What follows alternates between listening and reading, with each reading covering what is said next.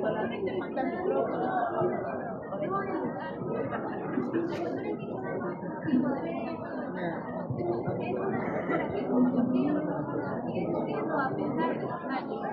José María Riera dice que mejor pudo devolver el alma y la dignidad de los guaraná.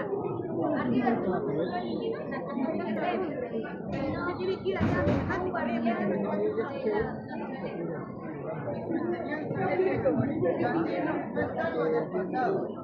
No es el cimiento del no es una cultura vencedora de vencida, sino de cómo toda la sangre debemos de lograr el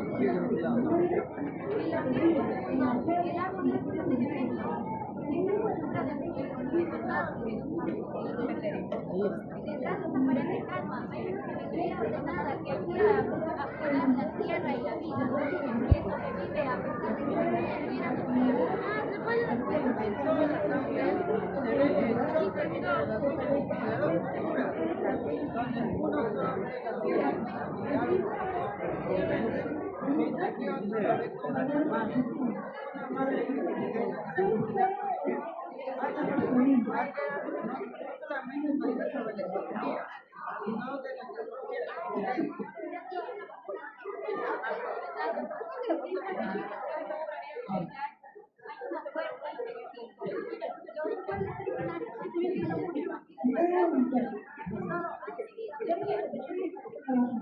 silencio no es terror, es silencio.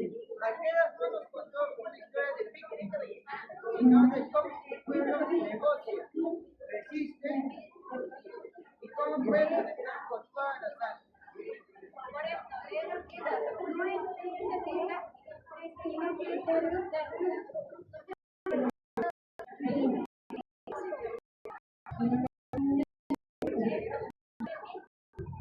Para sacar el valor del Perú, debemos detectar esa mezcla, esa diversidad.